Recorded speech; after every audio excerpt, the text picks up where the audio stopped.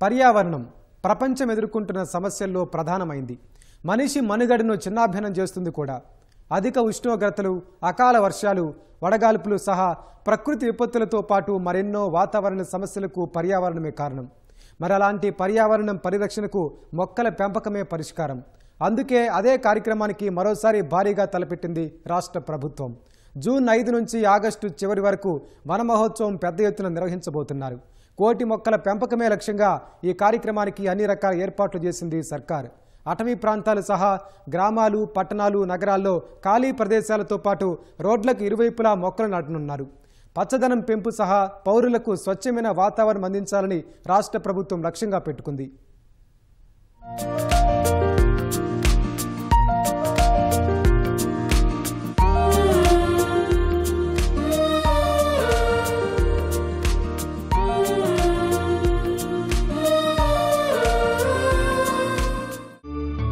వృక్షో రక్షతి రక్షితః.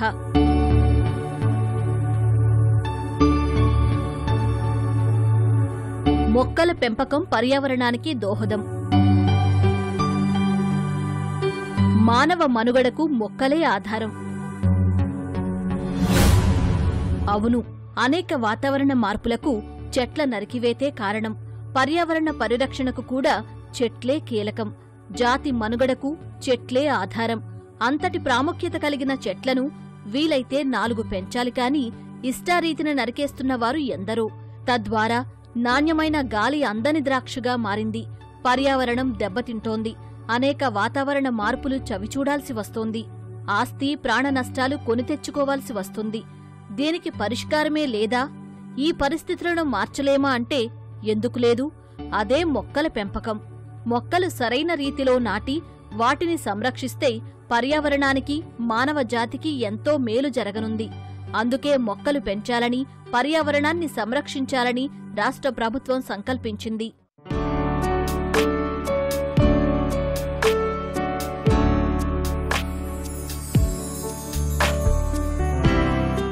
ఏటా వర్షాకాలం మొదలై తొలకరి జల్లులు నేలను తాకగానే మొక్కలు నాటేందుకు సిద్ధమవుతుంది రాష్ట్ర ప్రభుత్వం.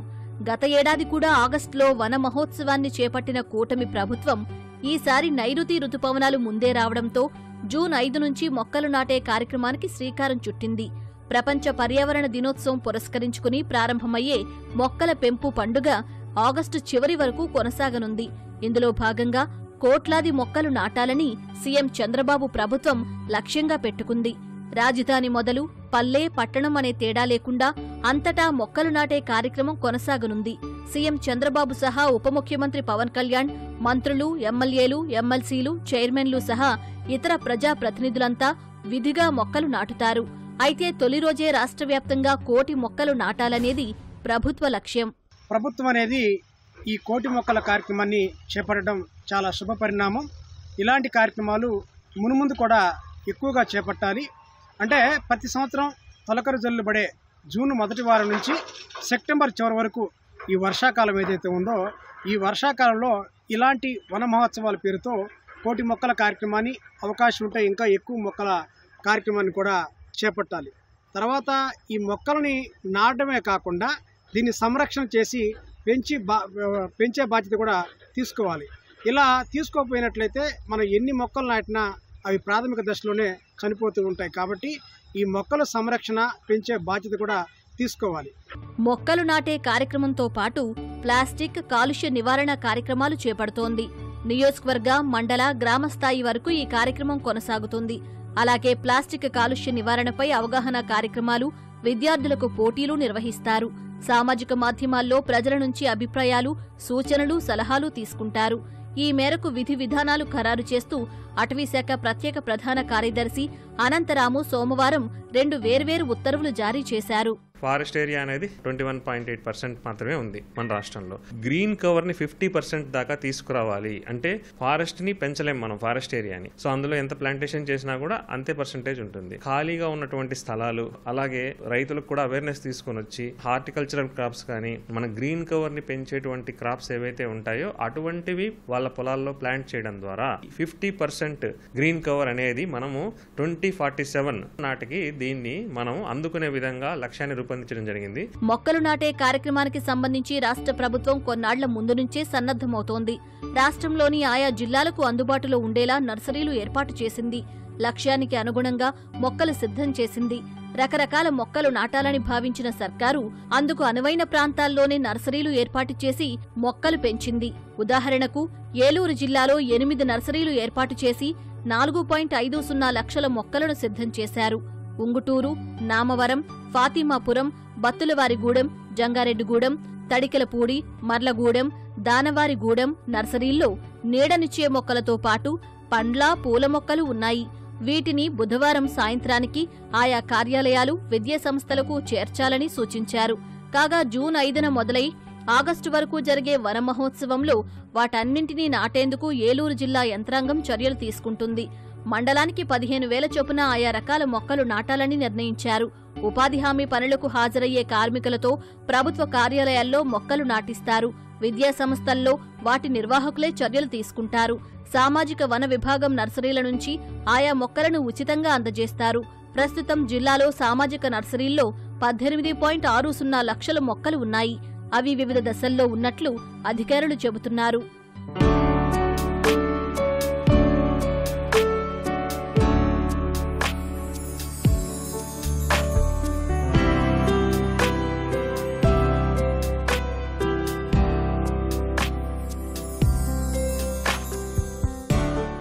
రాష్ట్రంలో నాణ్యమైన గాలి, అటవీ విస్తీర్ణం పెంపు లక్ష్యంగా ప్రభుత్వం చేపట్టిన వన మహోత్సవం ఏటా కొనసాగుతుంది. 2024లోనూ కొనసాగిన కార్యక్రమంలో పాల్గొన్న సీఎం చంద్రబాబు గుంటూరులో మొక్కలు నాటారు. రాష్ట్రంలో 50% అటవీ విస్తీర్ణమే లక్ష్యమని తెలిపారు. అందుకు అనుగుణంగానే నైరుతి రుతుపవనాలు మొదలైన నేపథ్యంలో వన మహోత్సవానికి శ్రీకారం చుట్టింది రాష్ట్ర ప్రభుత్వం. ప్రభుత్వాలు కూడా ఏం ఆశిస్తున్నాయి దీని నుంచి, వన మహోత్సవాల నుంచి అంటే మనకి గ్రీనరీ బాగా పెరుగుతుంది, అలాగే గ్లోబల్ వార్మింగ్ అనే దాన్ని మనం ఎదుర్కోగలుగుతాము. ఈ 2 ప్రధాన లక్ష్యాలని మనం సాధించుకునేటట్టుగా మనం ప్రజలందరికీ వృక్ష యొక్క అవసరాలని మనం అందిస్తూ వాటిని సంరక్షించుకునే కార్యక్రమాన్ని మనం చేపట్టినట్టయితే సో పబ్లిక్ యూజ్ చేసుకుంటారు, అట్ ది సేమ్ టైం దాన్ని మనం ప్రొటెక్ట్ చేయగలుగుతాం. మొక్కలు నాటడమే కాదు, వాటి సంరక్షణకు పూర్తి బాధ్యత తీసుకుంటుంది రాష్ట్ర ప్రభుత్వం. గ్రామ పంచాయతీ సిబ్బందితో వాటి రక్షణకు చర్యలు తీసుకుంటుంది. నిజానికి మానవజాతి అన్ని దశల్లోనూ మొక్కలు ఆదుకుంటున్నాయి. అనాది నుంచి ఆధారంగా నిలుస్తూ వస్తున్నాయి. మనం శ్వాస ద్వారా పీల్చే గాలిలోని ఆక్సిజన్ మొక్కలు, చెట్ల నుంచే లభిస్తుందని కొత్తగా చెప్పనక్కర్లేదు. తినే తిండి, ధరించే దుస్తులు, వేసుకునే మందులన్నీ వీటి పుణ్యమే. ప్రతి 10 మందుల్లో 9 మందులు మొక్కల నుంచే సంగ్రహిస్తూ ఉండటం గమనార్హం. చిన్నా చితకా సమస్యలకే కాదు, తీవ్ర జబ్బుల మందులు సైతం వీటి నుంచి లభిస్తున్నాయి. ఈ మొక్కలు నాటడం వల్ల ఎలాంటి ఉపయోగాలు ఉంటాయంటే, ఇప్పుడు ఏదైతే వాయు కాలుష్యం ఉందో వాయు కాలుష్యం తగ్గించే కొన్ని మొక్కలు ఉన్నాయి. రాబి కానీ, నేరేడు కానీ, మేడి కానీ, ఇలా కొన్ని రకాల మొక్కలు ఉన్నాయి. ఇవన్నీ కూడా వాయు కాలుష్యం తగ్గిస్తూ ఉంటాయి. ఇవి అధిక సంఖ్యలో ఈ మొక్కల్ని నాటుతూ ఉండాలి. అలాగే ప్రతి సంవత్సరం కూడా మొక్కల పండుగ అనే ఒక కొత్త కార్యక్రమానికి కూడా శ్రీకారం చుట్టాల్సిన అవసరం అయితే ఉంది. వర్షాకాలంలో ఒకరోజు కాకుండా కనీసం 100 రోజుల పాటు, ఒక దశాబ్ద కాలం పాటు ఈ మొక్కల పండుగ అనే కార్యక్రమాన్ని ఏర్పాటు చేసి కొన్ని కోట్ల మొక్కలు నాటి పెంచినట్లయితే తర్వాత దశలో ఏమైతే ఇవి పెద్ద వృక్షాలుగా మారతాయి. భవిష్యత్ తరానికి ఇవి మంచి నీడని, అలాగే మంచి ఆక్సిజన్ అయితే అందిస్తాయి. ప్రభుత్వం ప్రతిష్టాత్మకంగా చేపట్టిన వన మహోత్సవం కార్యక్రమంలో ప్రజలు సైతం పాల్గొంటే మరింత విజయం అవుతుంది. ప్రతి పౌరుడు విధిగా మొక్కలు నాటితే కోట్లాది మొక్కలు నాటినవాళ్లం అవుతాం. అంతేనా, వాటిని సంరక్షించే బాధ్యతను తీసుకోవాల్సిన అవసరం ఎంతైనా ఉంది. అప్పుడే రాష్ట్రంలో పర్యావరణం మెరుగుపడుతుంది, నాణ్యమైన గాలి మనకు అందుతుంది, అటవీ విస్తీర్ణాన్ని పెంచాలనే లక్ష్యం నెరవేరుతుంది.